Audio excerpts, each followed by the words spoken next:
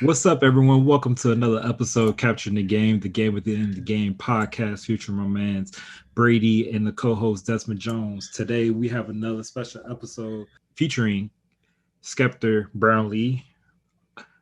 So greetings, Scepter. How are you doing today? Man, I'm fantastic. Desmond, thank you and Brady for allowing me to be on this podcast. I'm really excited to be here. Hey, Oh you're yeah, welcome. You're welcome. yeah. We definitely appreciate you. You joining us today in this very special episode, man. I've read a little bit about you, but for the audience that are listening in, can you tell us a little bit about yourself? Absolutely, man. Fort Wayne, Indiana, through and through. Born and raised, and actually wish one of you right now could send me some Cookie Cottage cookies or some Zestos ice cream. That would be Uh, fantastic if I could get that to my doorstep right now. But yeah, man, Fort Wayne's own product, came up with through the Parks and Rec League, PAL football, Metro football. And somehow, some way, my mom, she wanted me to get a private school, Christian-based education. So ended up at Concordia Lutheran High School, where I played basketball for a combination of, I think it was Jeff Parrish my freshman year, Ron Holmes my sophomore year, and then Tim Ranking my final 2 years of high school. Um, was okay. I was solid, good high school player, and got a scholarship to IPFW. I think it's Purdue Fort Wayne now to yep, play that's correct. basketball. But I was only a partial qualifier, man. Didn't make the grades. Actually coming out of high school. So was there, practice, but I couldn't compete. And after my first year, the head coach at the time, John Williams, he was let go, and Doug Knoll came in. I think his son actually does real estate now in Fort Wayne, but Doug Knoll came in, and after that 1 year, with him, I went to junior college, and probably I would credit junior college for where I actually became a really good basketball player. Just grinding. There was nothing else to do. Glen Oaks Community College, which was in Centerville, Michigan, lived in a house with 6 guys, and all we did was play ball, and really got some toughness about myself, and was got a D1 scholarship to the University of San Francisco, where I loved every minute of finishing my career there, and but I immediately knew that I wanted to coach, and so going into my coach's office at the end of my college career, he was like, "I got a job for you." And it just happened that that job was in Colby, Kansas, Colby Community College in Colby, Kansas, in the Jayhawk Conference. So that was the start of my coaching career. And, every stop along the way has definitely been a blessing. And I'm just excited to say to just finish my 15th year of college coaching. So it's been a long journey for sure. Well, yeah, for sure. 15 years at coaching. So, as you're mentioning, is saying that when you went to your coach's office, he gave you a job there in Kobe, Kansas. How was that transition like for you to just move out to there and just some unknown place that you've never been and just going out probably on your own? What was that transition like, and how did that affect like your mindset and doing that stuff? Well, when you think about, I'm from Indiana. First time I was on an airplane was to go visit the University of San Francisco. To get out there to a huge city, a huge metropolis, definitely opened my eyes, and I, fell in love with the city life. But then to go from, San Francisco to a town of about 4,000, where the only thing there was a Walmart and a McDonald's, that was pretty different. But really, as a coach, it made you, appreciate what you do, because you were recruiting kids from everywhere. I mean, we had kids from Kansas City, Chicago, Philadelphia, New York, and they were in this small town, in the middle of nowhere. And really, you just had the opportunity to just pour into their life. They all had dreams. That's why they were there. They had dreams to try to make it to the next level, and just to really get in there and just hone in on your basketball skills, because really it's basketball class. I lived on campus, in the dorms, kind of as the dorm monitor, That, obviously saved money, but that's all we did. And, really fell in love with the process of getting better, of becoming, a champion, seeing those unseen hours that nobody sees. That's really what, helped me advance in this business. Man, that's outstanding. So what was it like going from Fort Wayne to San Francisco? Just out of curiosity. I think, and even when I went to visit and, getting there and just seeing the amount of traffic, just the way houses were structured, streets were different, food looked different, smelled different, seeing all different types of ethnicities, not just white and black, but now you're seeing Asians, Japanese, you're seeing Koreans, you're seeing, you're seeing, people that are straight, people that are gay. I mean, like, but everybody's in a melting pot and everybody is like excited about life. San Francisco, California is a whole different vibe. And I enjoyed that, coming from somewhere where the vibe is pretty slow and pretty simple. And so for me, it was an eye opener, and it challenged some of my beliefs, my faith. It made me really figure out, okay, this is really what I believe and why. And ultimately, what you find out is people are people. Yeah. And if you guys can find a common ground, for me, that common ground with my teammates was basketball. And that love. I mean, you can mesh and become great anywhere. Doesn't matter where. But those life lessons that you learn, and for me, like I always tell people, the best thing about San Francisco for me was to be able to go to a redwood tree forest and, drive over the Golden Gate Bridge and then see a redwood tree and how amazingly huge. Like, you see a redwood tree the size of your house and you just don't understand, man, how did God really make this, man? Yeah. Just things that just were unbelievable. So for me, it was just an eye-opening experience. I went there a boy and I graduated a man, for sure. That was deep. Yeah, I mean, I can kind of relate to that, transition. I coming from the south side of Chicago, the suburbs, to over to Fort Wayne, Indiana. So I've seen a lot in the city, but then when I came out here, just different pace, slower vibes, depending on what you're into, what you're not. So I'm like, I'm cool with this vibe, Right. I mean, pretty much the same thing I could do here in Fort Wayne, I could pretty much do anywhere. I just go to work, I just chill, maybe go to the gym every now and then. I've been lacking in that area in my life right now, but the option is still there. Same thing I could do back in Chicago. But so I mean, I fell in love with Fort Wayne, and obviously I got married, and I'm sticking out here. So right. Fort Wayne, it has a little bit of what you want. Yep. It has a little bit of what you need. Yep. But I think family is at the core of Fort Wayne. Yeah. Being Indiana, sports kind of drive is the center. And playing basketball, in the 90s, when I did, and still going to the game, and I mean, it's sold out, whether you're at South Side, North Side, Concordia, Elmhurst, sold out games smelling like popcorn. In the SEC, that was just unbelievable. It kind of jaded my experience, because going to a high school game in San Francisco is 10 people there. You just I don't understand, like, what is that? So yeah. Very blessed to have grown up in Fort Wayne. Yeah, that was awesome. I know one thing you mentioned, and when you was giving your background, your backstory, you immediately knew that you wanted to be a coach. Like, how did you come to that conclusion?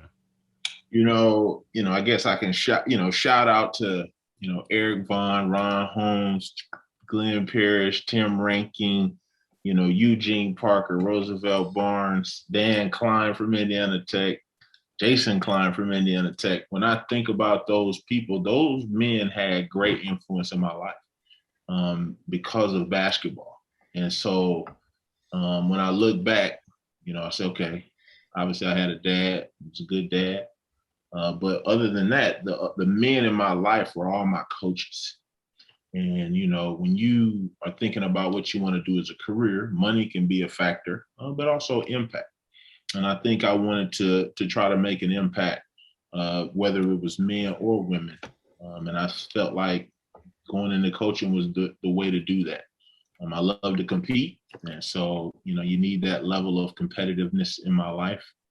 And so it was kind of a no-brainer for me. Playing the point guard position, I kind of coach on the floor, so just kind of rolled with it, man. It was awesome.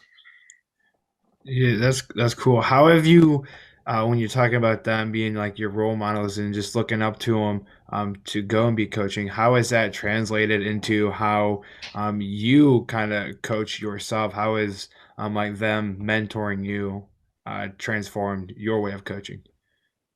I think they were all men of integrity, family men. I could, see them, with their wives, their children, their families, and just kind of, you know, they were there. They were consistent, and sometimes you don't have to be the absolute best, but if you're consistent, man, you're gonna get something done. You're gonna be very successful.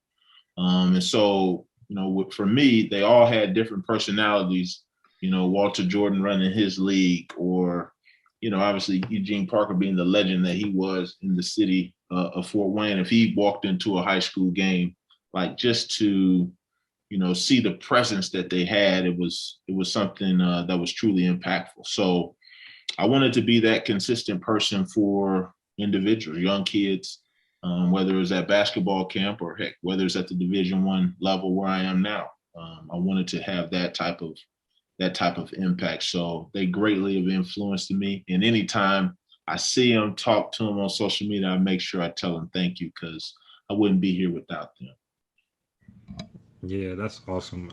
I know as often as I can, as I talk to just my mentors are still here, still with us. I reach out to just telling yo, thank you for raising me to be the man that I am today. Because each step, you can't never really have enough mentors. Each mentor has their own philosophy or their own experience that I can either share or grow or learn from. So I appreciate the mentors that I know. I appreciate the mentors I had in my life. No question. Do you have any Eugene Parker stories? Because that's the man that I've always that I kind of wish I had the opportunity to meet and just to be in a room with him and stuff. So I'm just curious if you have any Eugene Parker stories. Well, what I can tell you is, when you get to Concordia, and you are a freshman and you happen to make the team, they kind of, they sit you down and they just kind of talk to you about the history, because history is something that's, very important at Concordia. You're trying to live up to a certain standard. But if you raise your hand and you were to ask, some of the old coaches, like, who is the best player ever, through here, they would immediately say it was Eugene Parker, that he was a lefty and that he dominated, the city of Fort Wayne. And that it was a legend, obviously, and went on to Purdue to have an unbelievable career.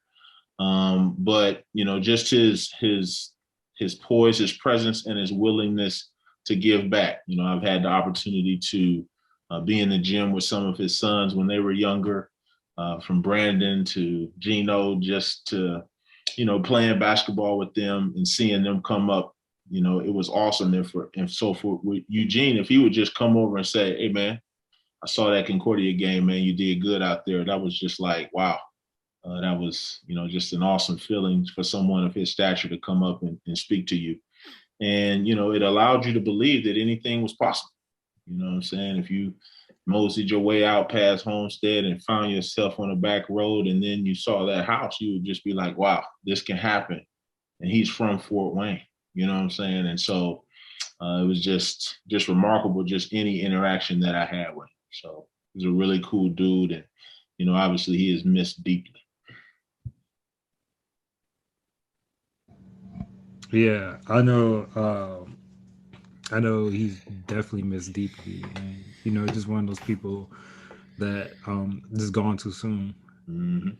Uh, I can only imagine, the stuff that he could have been doing now, and so But yeah, definitely a legend. I drive by the Memorial Bridge over on Hillegas all the time because I have to go by that way through work. So it just, was one of those people that you always wish that you got a chance to meet, especially being an African American man. Mm-hmm. Um, but so tell me, how's it been coaching? So tell me some of the stuff that you've learned from you starting out to where you are now.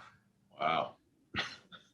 Well, I spent 1 year at Colby Community College, and then I got lucky. Everyone doesn't get lucky, but I got lucky that when I was at Concordia, a coach used to recruit me, and he was from Southern Indiana University. That was a D2 university in Indiana. And he used to call me. I remember he called me. He had all this energy and whatnot, and I ended up going to IPFW. But to think about that person calling me at the time was Bruce Pearl. And then when now fast forward, and I'm looking for a GA position, and now Bruce Pearl is the head coach at the University of Tennessee. And that I got that opportunity to go and be a GA. And from that point on, it was eye-opening just to see athletes at the supreme level, the best of the best in the SEC day in and day out, was unbelievable. When we were in the SEC, Florida at the time was number one. When you think about, they had Al Horford, Joe Noah. Yeah, I was about to say that Al Horford, Joe Noah. Oh my goodness, they were unbelievable. But that year we were 2-0 versus them. We beat them twice. Really? Think about Kentucky. The point guard was Rajon Rondo. Yeah, we were up on Kentucky at the half, and Rajon Rondo had 24 points in the second half. And I'm sitting there like, man, this kid is unbelievable, and didn't shoot a jump shot. You know what I'm saying? Like, wow. Yeah. And so to be able to just see the best of the best that early in my career, it let me know right away. You have to find a way to separate yourself. How hard are you going to work? Like right away. I can tell this story. I got to Tennessee, pulled in, pulled up to the school and went into the office saying hello to people. How you doing? And Bruce Pearl comes out. He's like, yo, Brownlee, come here. And he gives me the high school directory. It's the manual that has every coach in the nation. Every high school coach in the nation has their school and their phone number. Okay. And he says, all right, this is the first thing you need to do. I need you to call every high school coach in Tennessee, Georgia, North Carolina, and tell them I said hello, and that if there's anything that I can do for them, let me know. And when I look back at, because I did it, and it took me about 3 weeks to get through every name. Hello, I'm Coach Brownlee. I'm calling. Bruce Pearl wanted me to just let you know if there's anything you need, please let us know. But when I think about that and go back now over the past 15 years of my career, some of those coaches that I talked to on those first initial calls when I was a GA at Tennessee, man, I still talk to them today. Or I've signed a player from them because I opened up that book and called. Like you would never even know. So, Coach Pearl, I credit him because he got me started with understanding that it's more about relationships than anything else. And it's about the true and authentic ones. Like, don't call saying I want, call saying how can I help you? There's a big difference in that. And so, the relationships from Bruce Pearl, Rob Barnes, he was a head coach at Georgia State. We were together for 5 years. He's a former Naismith National Coach of the Year on the men's side. I learned defense from him, man, just an unbelievable tactician when it comes to defense and pressuring people. I had the opportunity to coach high school for a little stint in my career, and then got into the women's game with Coach Mcrae. So it's definitely been a journey, and a journey that I wouldn't trade for anything. It's had its ups and downs, but man, just excited about what's next. No, that's pretty cool, and that's a long directory taking 3 weeks for sure to get through all those names. I'm not sure I would have been able to have the drive like you have to be able to do that.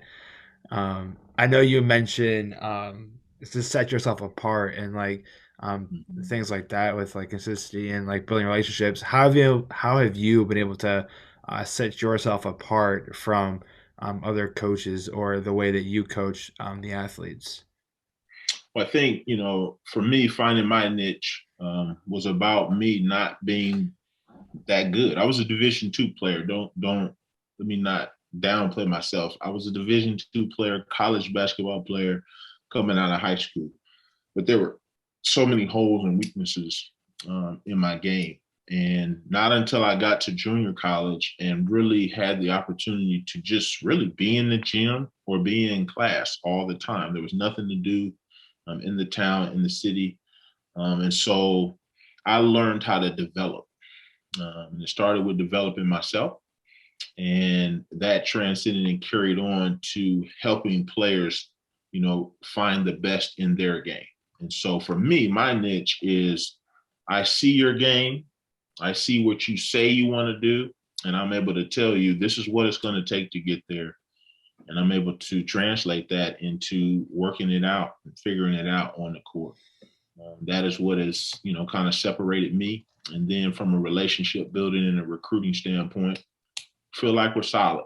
We feel like the relationships that we have are true, genuine, and people feel like if I've coached one of their players, they were treated fair, and they were told the truth. And I think that bodes well and goes. I mean, that'll be a lifetime if you can treat people fair, tell them the truth, and help them get better. They will give everything they have for you on the court.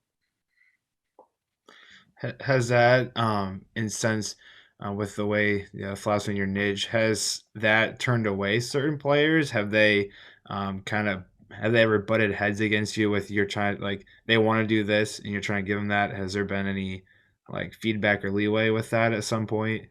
I know with your Oh, 15-year career. oh, I think absolutely. I think you know, you know, one of the realities of being a college basketball player, being a really good high school player is that when you get to college, everybody's going to be a good high school player.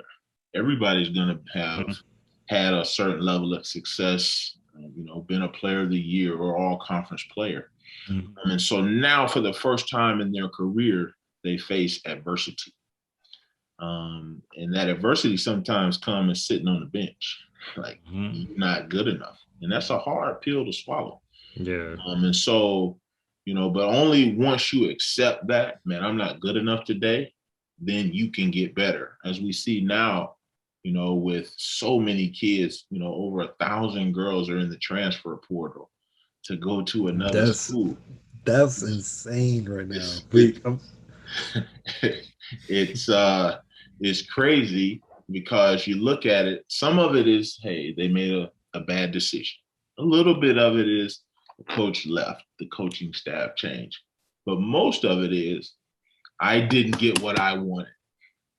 I didn't play soon enough, or my role wasn't as big as it could be, and that's kind of disheartening because I'm from the school of, hey man, if you're not playing, do something about it. Don't leave. Don't just try to, okay, where can I go where it may be a little easier or something.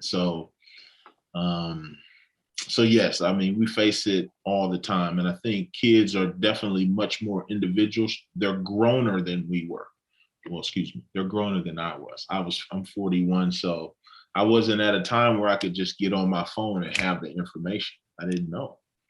And so when my coach said, "Man, you need to do this," man, I just did it. Listen, and it wasn't no debate coming back. So, that's where the relationship piece comes in. Now they have to know your heart. You have to know their heart in order to really be able to coach them hard. You only can coach a kid to the level that they trust you. And man, trust is something hard to gain, but it's so easy to break. You know what I'm saying? That's a bar right there. that's a Man, that's a gem drop right there.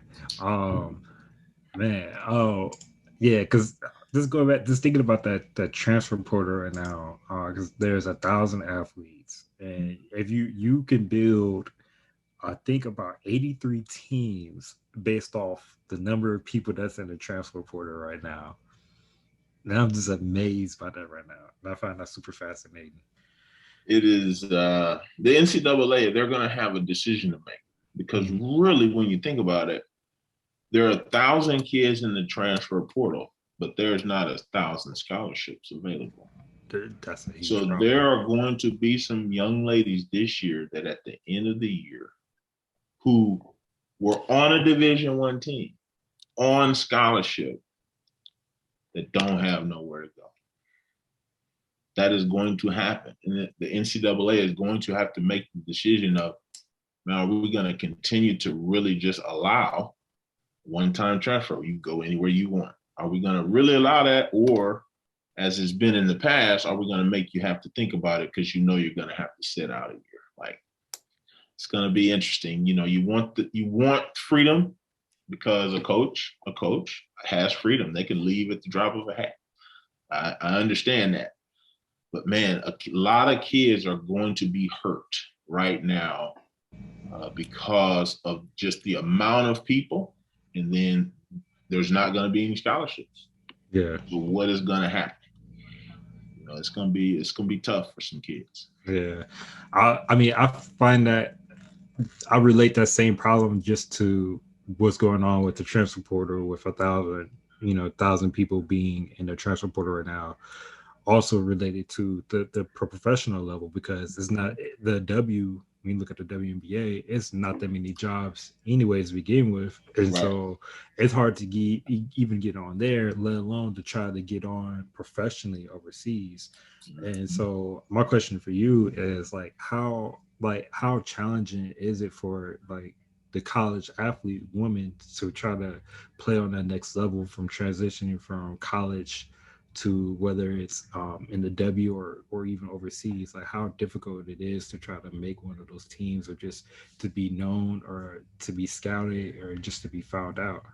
I think I have two perspectives. First of all, having coached on the men's side, every Division I male player thinks that they are going to be a pro. Like, they walk on your campus, whether mid-major, low major, high major, they believe that they are going to somehow, some way make it to the NBA or go overseas. And it's different for young ladies because a lot of young ladies are on a Division I team competing, but they don't even want to be a pro. They just want to get their degree so they can be a doctor, a lawyer. Yeah, yeah, And so when it comes to pros and ladies, when you identify like a young lady that is saying to you, I want to be a pro, and you see their work ethic and they have some God-given talent and skill and ability, chances are they got a chance to make it. Now, will they make it to the WNBA? That's only the best of the best. But can they possibly play overseas? So, yes, because I think the amount of ladies, they say, hey, yeah, I want to play professional. But do you really? Because, I mean, every time practice is over, you are the first one out of the gym. But guys, like, he could be the last person on the bench. Practice over. Hey, coach, I'm going to get up an extra hour of shots, like, wow. Well, okay. You're not very good, but okay. Get that done. And so I think, ladies, it's about now that the opportunities are coming, now that the WNBA has stepped in and the salaries are better, they're improving. The exposure is improving. I love the WNBA and how they just dropped their new uniforms kind of all over social media. That was dope. The exposure now is better. So now young ladies are going to be coming up saying, I want to do that. And it's going to be worth it for me to do it. I'm just not going to be playing in the WNBA and only making 68,000. You know what I'm saying? I got a chance to actually make some real money that will help set myself up, my family up to be better going forward. So I think that as the WNBA grows, more and more young ladies will start to say, that's what I want to do. And obviously, the more people you have trying to be WNBA players, we know they all won't make it, but then the more you'll have that are going overseas, because they're still pretty darn good to go over and play. So I see that growing here in the next 7 years for sure.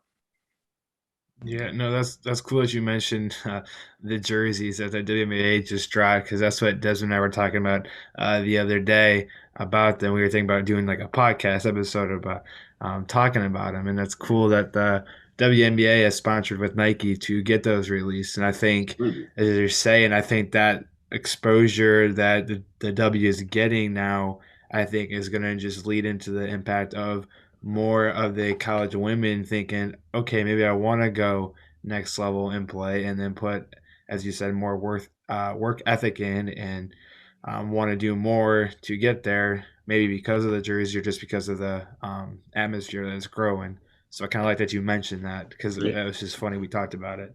Yeah. I will be wearing a Indiana Fever Stranger Things jersey. I will have one for sure. I love the white one. Like their white jerseys are sick to me. And then I also love my other favorite jersey out the bunch is the Chicago Skies ones. The black one with the blue with the hint of yellow. The Nice. yellow and yeah, those two are my favorite. I'm like, yo, those are super sick. Like me and Brady just literally was talking about this the other day. Yeah. What else was going to ask you about? So I know you coach a lot of players over the years, and this question is probably gonna be hard for you. But tell me your 5 favorite players that you've coached or you had a chance to be around. Woo! I would say,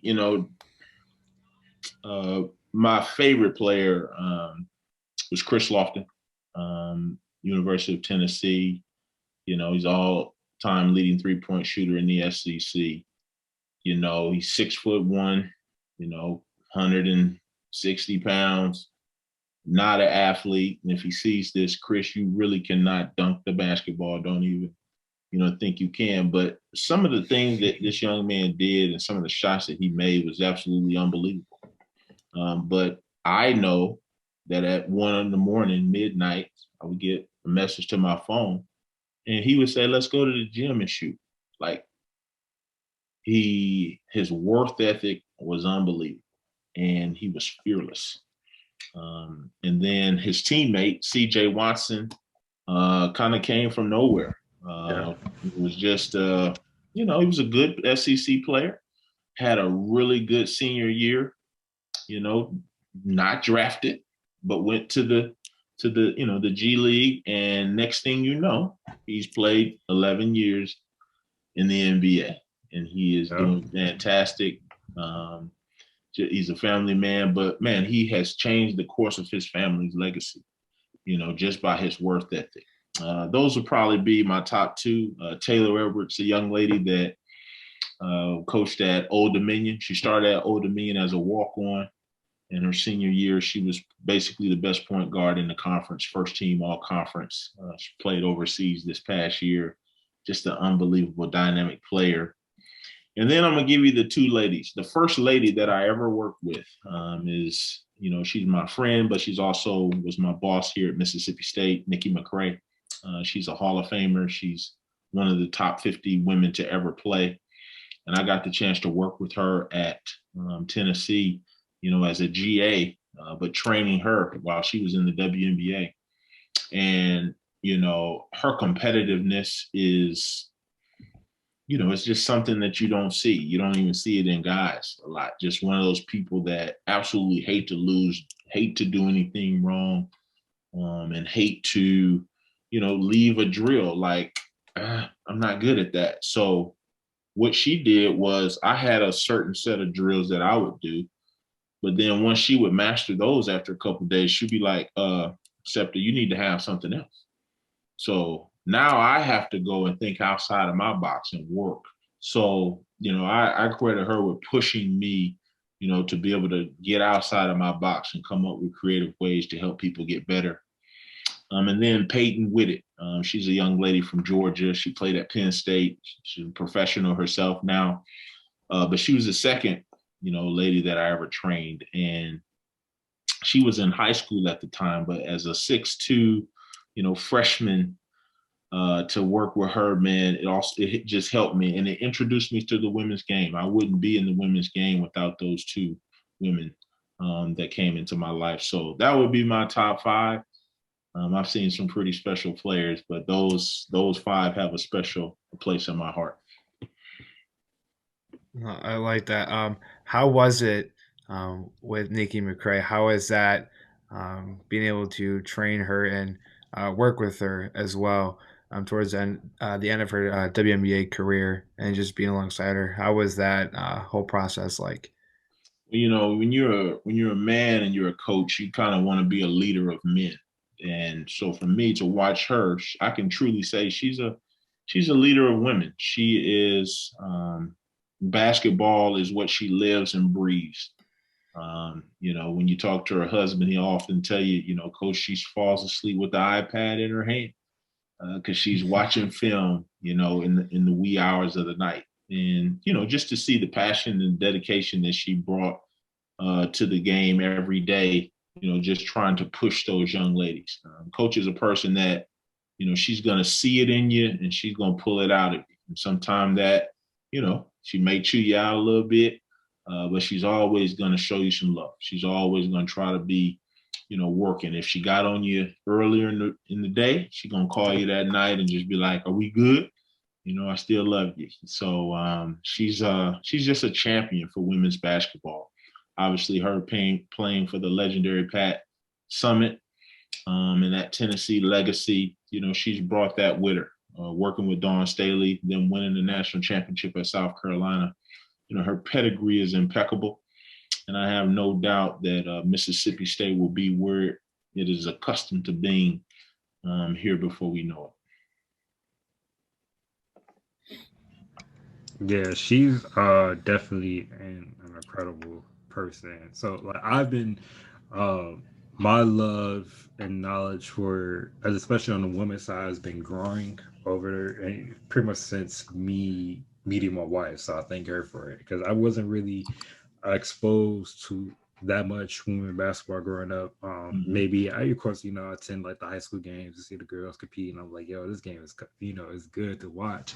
But it wasn't really until I met my wife where my love for the game really started to grow because she was like, yo, let's watch this game. And I'd be like, okay, let's do it. And I'm just glued to the TV watching, even attending some of the WNBA games. Like I mentioned before on the podcast that I saw it was a playoff game, seeing Maya Moore hit this game-winning shot over, I forget who it was at the time, but just on the Fever home court. Like I was telling her at the time, like, look, the Fever can win this game as long as they don't let Maya shoot. What she do? She came out, pump fake, one dribble, and whole stadium silent. Oh man, so many good times. So man, I did not realize that you was a part of the time playing against those Florida team with Billy Donovan and Joakim Noah and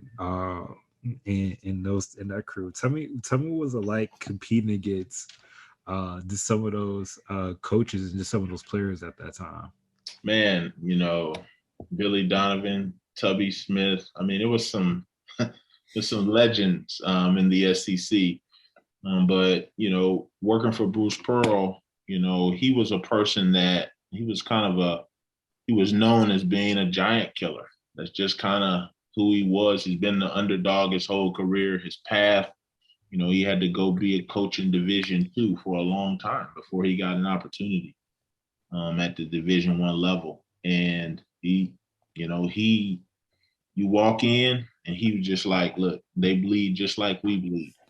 And so anytime we went into those big games, because our season started, it wasn't with beating those teams. Our big win that got us started was we beat Texas. And Texas had LaMarcus Aldridge and Boobie Gibson and PJ Tucker. Like, we came out of nowhere. We were unranked. They were 9th in the country, and we just beat them. And then, man, it was downhill from there.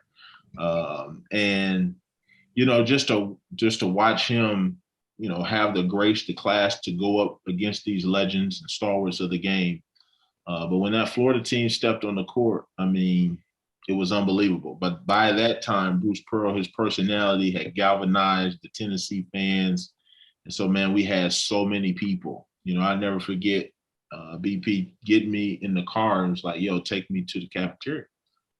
And we go to the cafeteria, about main lunchtime, and he walks in, and obviously people are looking, hey, that's Bruce Pearl.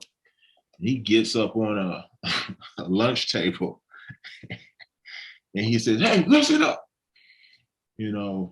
Listen up.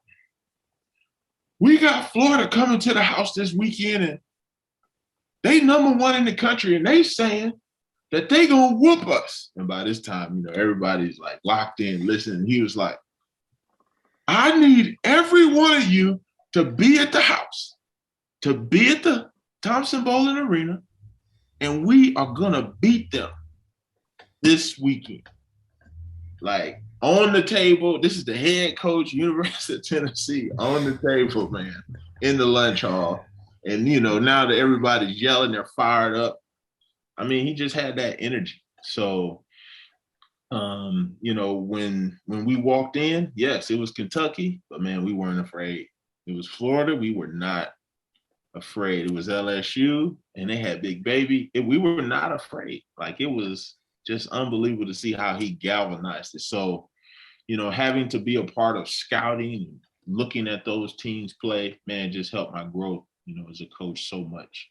So just very thankful for those years at Tennessee. Loved it.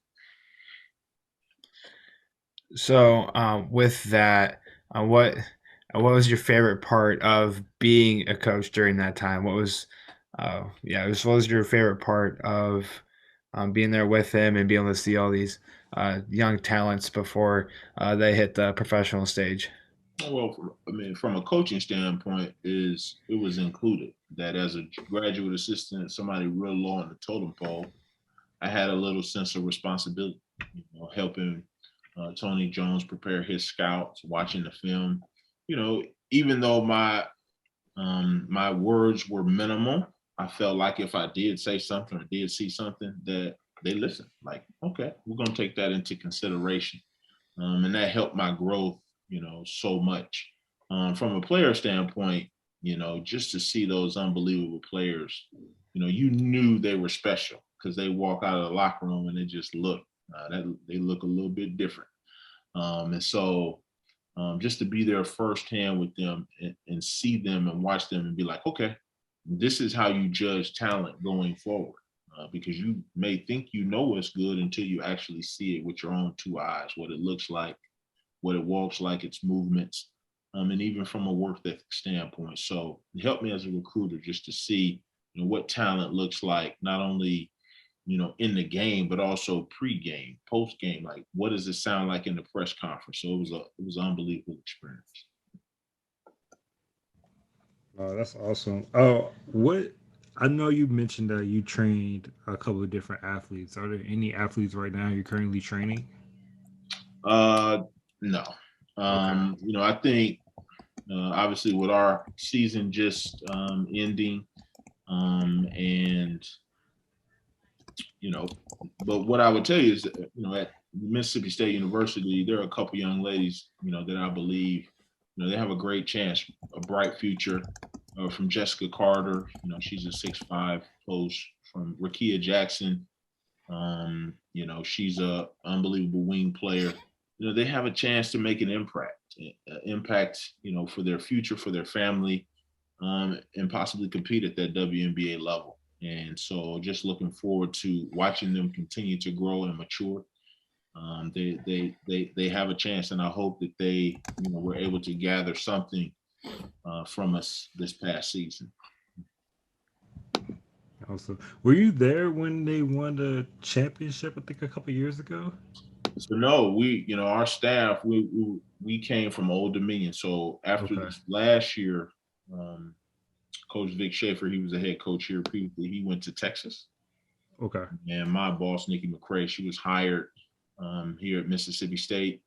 It's a very difficult year from the standpoint of we were hired in April 20th, and didn't meet a player in person until July 20th. Like Oof.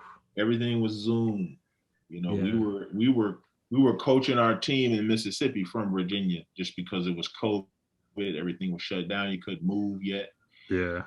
Then when we finally got here, half the kids weren't here. You had a very limited summer, so it was a lot to work through, a lot to get through. You don't make excuses, but there are reasons that things were affected. No visits from a recruiting standpoint. No kid could come on your campus, and that was the same for everybody else. But Yeah. we're a new staff, and so we need to be able to connect with people. Yeah. We need you to be able to meet us in person. And so, new staff, new year, and a very disappointing year, for Mississippi State. Obviously, Mississippi State having played in 2 of the last 5 national championship games. Right. To this year, us not, making the NCAA tournament doesn't sit well. Doesn't sit well at all. And so going forward, I think Coach, she made some changes. Clearly, I'll be with myself being one of those changes. I won't be returning next year, but I think she'll get it going in the right direction.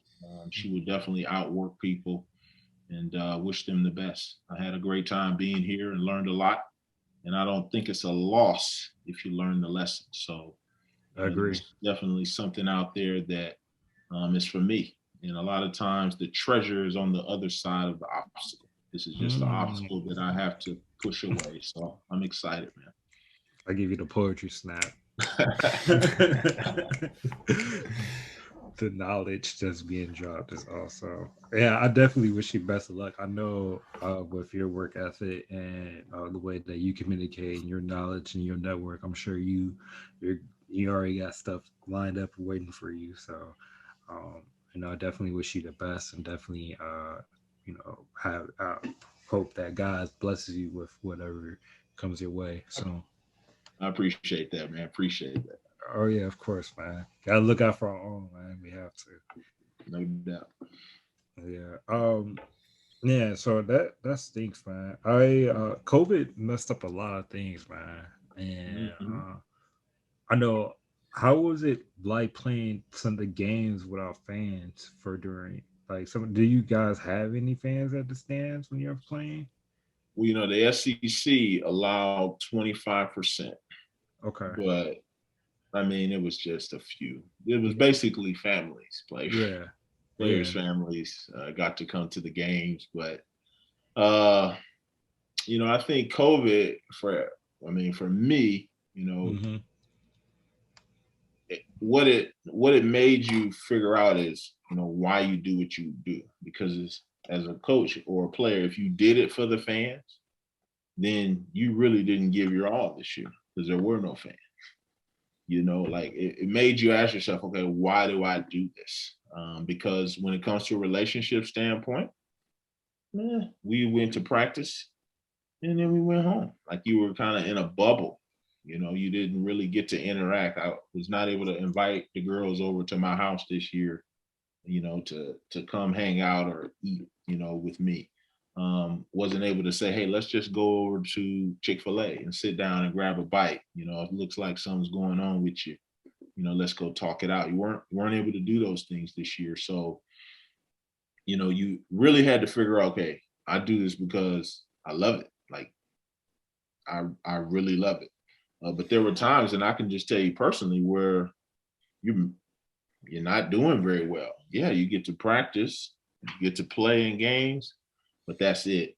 And you miss the other part of it, the connection that you have with the kids, the families, and for me, going on the road, recruiting, going to high school games, going and meeting families and doing in-home visits. Didn't get to do any of those things. Everything was done digitally or computer. And this is beautiful. Technology is amazing, but there's a part of the personal feel that you miss, that you don't get.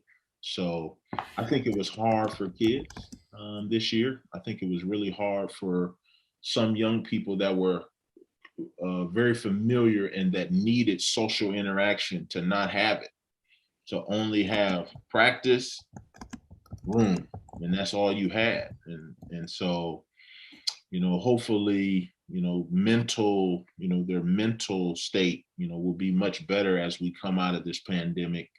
Uh, being very prayerfully that fans can return to the games, that some sense of normalcy can be returned to, because I think even though with great basketball that we saw this year, I think some of the basketball could have been better. You know, I think there's still another level that was missing. Something was missing from the game this year.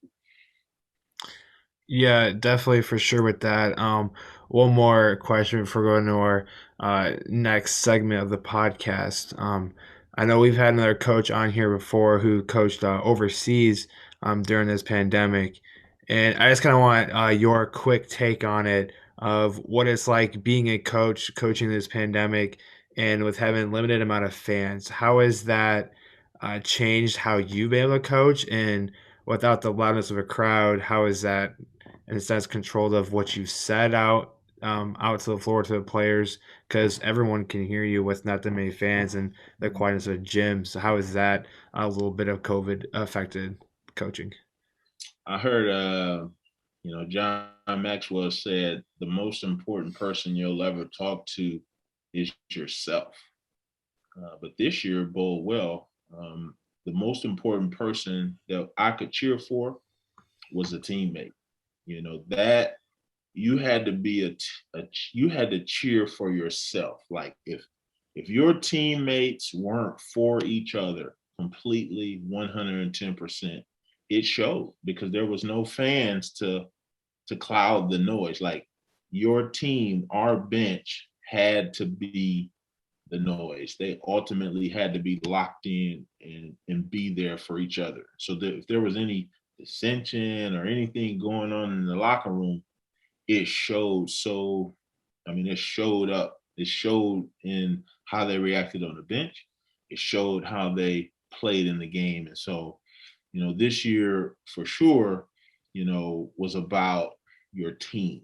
And so as a staff, all you could talk about was, listen, we have to cheer for ourselves. We have to be the biggest cheerleaders for ourselves, through the good, through the bad, through the ugly. Cheer for your teammates. So that's the thing that stuck out for me this year without having any fans is, you had to truly be for your team. And if you weren't, you stuck out like a sore thumb.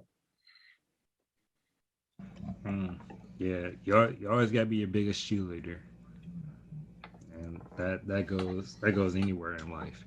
But yeah, that concludes our first portion of our interview, where we ask you all these different personal questions about yourself.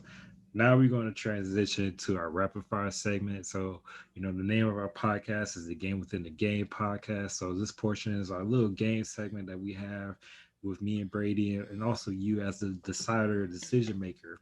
We just basically just ask you rapid fire questions just to get your answer, your thought process on where to think or where the things think. So it's a little game and a little fun that we have. So my question is, are you ready to play? I'm ready. All right. So here we go. Your first question is: you have a chance to take over any professional team or any college professional team. What team are you choosing? I'm taking over the Los Angeles Lakers right now. Let's Right go. now. We got the King. We got AD. We got Drummond. We got Schroeder on the point. You know what I'm saying? We got Kuz coming off, shoot that thing. Let's go. Let's go. Ooh. You would you would like my wife is a big LeBron fan. Uh-huh. And so I think you probably warmed her heart with that answer. No, I have to go on the other side of that. With being a Celtics fan of that rivalry there, I'm liking Brown and Tatum coming up and Marcus Smart and all them. So that's where I personally would go on the other side of the country. That's what I'd choose. For me, I now if we was recording this last year, I'd be like, yo, give me the Bulls. They off the track. They don't know what they doing. They don't know what they got. The front office got to go. But now, since I feel like they heading in the right direction, Mm-hmm. I'm gonna take over the Indiana Pacers, and Okay. I don't wanna bring some championships to Indiana. Nice. So that's a good choice for sure. So next one we got is build your top five players on the women's side. If you had five players to choose from to create your team, whether it be college or the professional level, which five players would you take? Woo!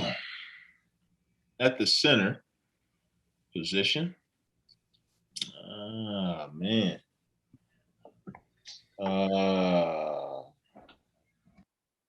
Have to definitely go with Sylvia Fowles from Minnesota. At the four, got to go with Asia Wilson. I think she's the best player, most talented player in the world. At the three, I'm gonna go big lineup. Got to go with Della Don. I think she could do it all. At the two, whew,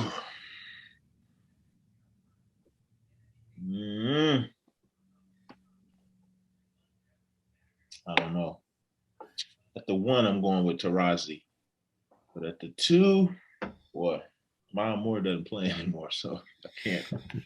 Yeah, I can't take her. I don't know, man. At the two, you gotta let me think on that one.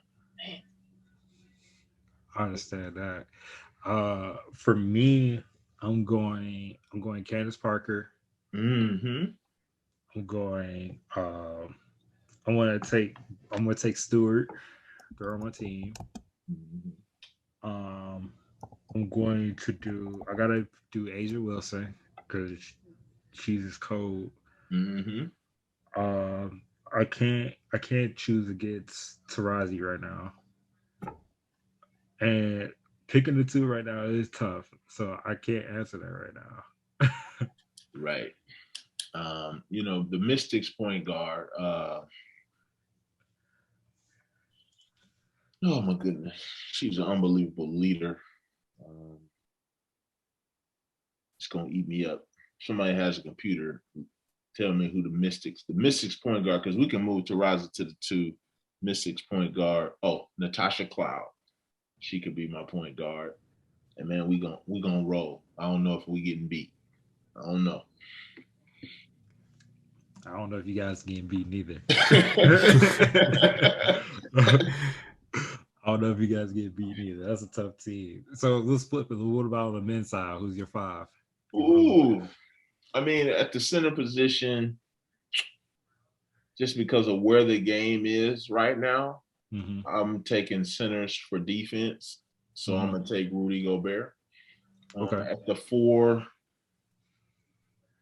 got to be able to stretch the floor. Mm-hmm. Probably Anthony Davis. At the three, Kevin Durant. At the two,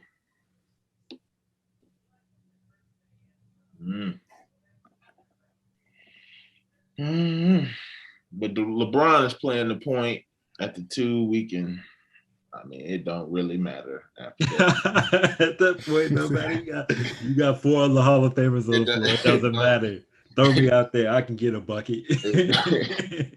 It don't. I'm gonna go with let's just go with somebody young, like Tatum. Like I can rock with Tatum, man. He can score that ball. He's a professional scorer. I can rock with Jaylen Brown. I was about to ask you who you pick as a centerpiece for that Boston franchise. Are you going to go with Tatum, or are you going to go with Brown?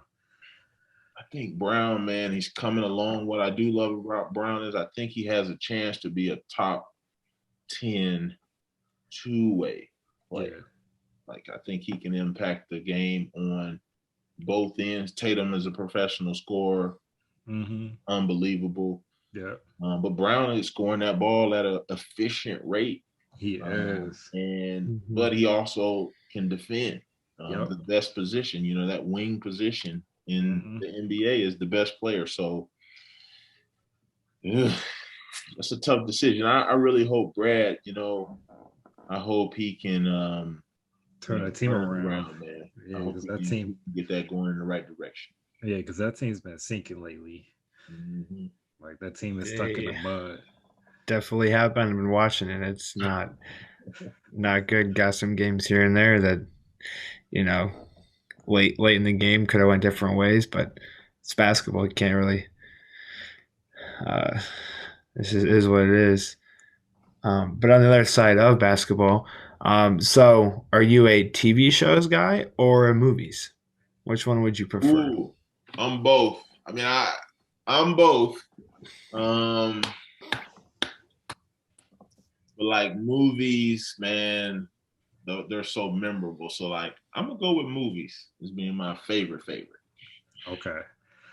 I love TV shows only because I get more content, I get more hours, and I get more character development. There you go. So I gotta rock out with TV shows. Nice. That is true. That's kind of where I roll too as well with the TV shows. But it does suck when TV shows do come to an end because then you get all that suspense and build up and then they stop. So I can see both sides. Mm-hmm. Yeah.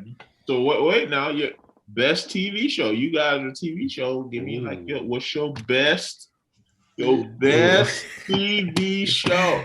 Let's go. Okay. I'll go first. Okay. Growing up, I was always a Fresh Prince of Bel-Air person. Mm-hmm. Love that. Definitely, probably nowadays. A couple of years ago was gosh, I can't even think of the show right now. Game of Thrones until the last season. No doubt. Up until the last season, I was a huge fan of it. I'm trying to think of other TV shows that I love. No, you just get one. What you got for me, Brady? What you got for me, Brady? Oh wow, this is kind of I mean, tables have turned. We're asking questions, and you come at us. I can see where it gets a little. I know I love it too. One of my favorite shows I think I've been still watching is Tim Allen and Last Man Standing. Okay. It's one of my. I think they're on 9 seasons now. I think it's been one that I started. I mean, it's been going for a couple of years now, but I got into it and I'm like, this is a great show. So I'm not ready for that one to end yet. Although I think it might be ending soon, but I think that's one of my favorites right now. So you're probably younger than me. So what you need to do, if you like Last Man Standing, you need to go back and watch Tool Time. Tim Allen's his first hit show. It was funny. It was I think he was like a handyman or something like that, but it was a family show. It was a great show. Yeah, I think I've heard of it. I think I might have watched a couple back when I was younger. My parents used to watch that. It's like a weekend thing, I believe, or evening show. So yeah, I have heard of it, but maybe I'll have to go rewatch that too. I think it was called. Was it called Home Improvement? I think that's what it was called. Home Improvement. Go back, check that out. So, yeah. For me, guys, my show that I have to roll with, like, just takes the cake. Law and Order: Criminal Intent. Okay. I could go back, watch all the episodes right now. Love it. Is there any TV show that you're watching currently right now? You know, I'm watching Welcome to the Neighborhood with Cedric the Entertainer. Okay. I've like figured it out. It's on my Paramount app. And man, I think it's hilarious. I think it's got Cedric the Entertainer. It's got Pam from Martin. So if you remember Martin, Pam, she's Cedric the Entertainer's wife. So she's silly, she's funny. I think it's really well written, funny. It's really good. And then I like Chicago PD. You know, I do. I like Chicago PD too. So my brother's 13 years apart. His name is Mark Jones. One of these days we may throw him on the pod, but he's a big Chicago PD person. Mm-hmm. I'm a Chicago fire type person. I've had I have a friend of mine that works behind the set on that show. I have a cousin of mine that's been, behind the scenes on some episodes, and I had a friend of mine that I went to high school with. His name was Julian Griffith. He appeared on Chicago Fire and PD. He was one of the police officers, so like a little cameo scene. So So here's another question for you. So are you a chocolate chip cookie or oatmeal raisin? Snickerdoodle. Snickerdoodle. Ooh. Oh. Ooh. Ooh. Okay. Absolutely. Man, that's a good choice. Curveball too, for sure. That Not is a good expecting that. The snickerdoodle is such a fat, like a fat. So where do you get your snickerdoodles from? Come on, man. I'm just like, I was home for Easter to see my mom. And Saturday morning, when Cookie Cottage opened, I was waiting outside of the door to go in. I bought cookies and I mailed myself cookies. So that's my spot. If we're telling stories, I can tell you this. Played power football. Yeah. We practiced off of Lake Street at a park. I don't know where it was, but when I was like 13, one day me and my mom, we were coming home from football practice, and it was these balloons and two ladies outside of this house, and the sign said cookies for sale. And so we pulled over and we bought cookies, and we were like, man, these were fantastic. So obviously throughout the summer we did that. Next thing we know, they're opening up a shop, off Coldwater Road. Next thing we know, these two ladies that I was buying cookies outside of their house are the owners of the Cookie Cottage. So I go back anytime I'm home just to say hello to them and remind them I was there when y'all ain't have nothing. You know what I'm saying? So, it's one of the things that make Fort Wayne great to me, man. Just that's like they were born and raised in Fort Wayne, started a little cookie shop, and now they're millionaires. Their cookies are shipped all over the world, so it's pretty cool. Oh, that's cool. I'm gonna have to. I've never been there, but when I go there, I know, I'm gonna have to definitely go. Absolutely. Next time I'm out there, I'm gonna have to definitely, because this conversation, I'm definitely going out and experiencing that for you. Going to Cookie College is an event, so you make an event out of going to Cookie College. So now with the way that you were talking about it, I think I'm about to go on Friday. I'm definitely have to go on Friday. I think we just got a couple more. So basketball questions to ask you real quick. So who would you take, Ray Allen or Reggie Miller? Reggie Miller. You got to go. With arguably the best clutch player that has ever shot the basketball. His confidence. Mm-hmm. I can remember walking around the house with a Reggie Miller uniform on, jersey on, just locked in, tuned into the games to see what was going to happen next. He just had an uncanny gift to shoot and score the basketball. And he was an ultimate competitor. He wasn't going to back down. He sure did. And man, he played in an era where they beat you up, where they held you, grabbed you, fouled you. And man, he still found a way to make shots. And it was a beautiful thing. So I'm sorry. I mean, Ray Allen's unbelievable, but man, I'm riding with Reggie, period. Yeah, I'm taking Reggie hands down. No argument there. So the next one that we have with the basketball is, would you have is it Taurasi or Sue Bird? I'm going to take Taurasi. Sue Bird's unbelievable leader, unbelievable musician with the basketball. But Taurasi, arguably there for a good 4 years was the best player on the planet. And, her size, especially, Sue Bird's kind of small. So Taurasi, her size and just her ability to take big shots, make the right pass, and be the unbelievable leader and winner that she is, just a surefire first ballot Hall of Fame. I mean, and both of them are. What Sue Bird has with her is longevity.